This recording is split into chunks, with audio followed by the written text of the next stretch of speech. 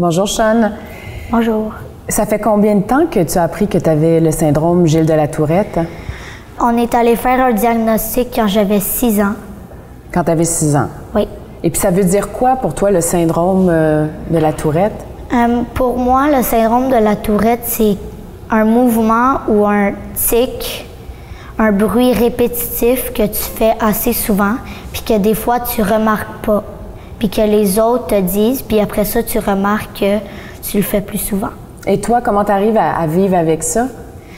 Ben, je me suis fait soutenue par des personnes, puis après ça, j'ai réussi à l'expliquer aux autres qu'il y avait des problèmes avec moi, puis tout s'est résolu, puis j'ai pu juste continuer comme je voulais. À vivre comme tu voulais? Oui. C'est quoi tes tics? Ben, avant, j'avais un raclement de gorge très fort, comme ça. Puis le soir, souvent, c'était dur pour mes parents de se concentrer à dormir pendant que je faisais ce bruit-là. Mais il va toujours avoir une cellule dans moi qui va rester dedans, puis je vais toujours avoir des tics. Mais j'ai réussi à me contrôler, puis plus en faire. Puis comment ça se passe à l'école?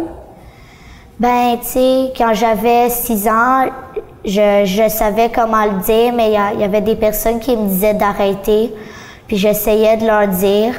Puis quand mes amis l'ont su, ils ont été capables de me défendre puis de dire que j'avais des tics. Parce que là, tu as dû leur annoncer que tu avais ça? Puis t'étais-tu gênée de dire ça? Pas vraiment, même qu'une fois, j'étais au cours d'éducation physique, puis j'ai décidé de le dire devant à peu près 40 personnes. Hey, c'est courageux de faire ça? Oui, mon père m'a encouragée, puis j'ai aimé ça. J'ai dit merci. Fait que là, les gens sont au courant dans ton école, les professeurs, fait que tout le monde te respecte, t'as pas de problème? Non. Puis maintenant que j'en ai plus, j'ai plus de problème, puis ils me disent plus arrête. Ils disent plus ça? Non. Parce qu'ils sont compréhensifs maintenant? Oui. Parce que là, quel âge tu as? 10 ans, puis je suis en 4e année. 10 ans, 4e année. Puis qu'est-ce que tu penses qui t'a le plus aidé, justement, pour... Ben, il y a déjà la clinique Sainte-Justine. Oui. Puis mes amis, ils me disaient que c'était pas bon de compter ça comme un désavantage.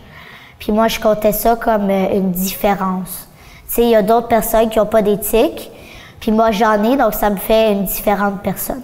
Ça fait une différente personne. Oui. Ouais, c'est bien, tu l'assumes bien, puis tu es très éloquent de la façon dont tu en parles. Merci. Comment tu vois ton avenir? Est-ce qu'il y a quelque chose, toi, tu te dis, moi, Sean, là, je veux faire ça quand je vais être grande, c'est sûr que je vais y arriver? Ben, tu sais, j'ai fait pas mal de choix. J'y pense à quel travail je vais faire. Puis moi, je pense que quand je vais être grand, vu que dans mon travail, on va être des adultes, ils vont pouvoir me comprendre si j'ai des tics. Puis ils vont me comprendre quand je vais leur expliquer que j'ai des tics nerveux. Mais là aussi, ils comprennent parce que tu disais qu'à l'école, c'était super bien accepté, les professeurs, tout ça aussi, là, ils comprennent. Oui, c'était aussi des adultes. Donc moi, je dis que dans mon avenir, ça va être la même chose comme pour l'école.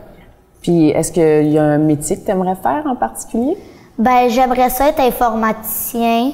Puis sinon, j'aimerais ça être policier. Sinon, je vais essayer d'y passer, là. Oui, tu as le temps, c'est vrai. Qu'est-ce que tu aurais comme conseil à donner à un enfant qui nous regarderait, là, puis qui a des tics, puis qui vient d'apprendre aussi qu'il a le syndrome? Ben, moi, je dirais que, premièrement, jamais conseiller ça comme un désavantage, puis que ta vie va changer.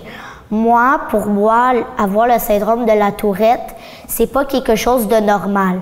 Donc, moi, je conseille ça comme une différence, puis tu deviens une personne différente. Donc, moi, je trouve ça spécial d'être une personne différente. Il y a aussi de toujours jamais garder ça pour toi.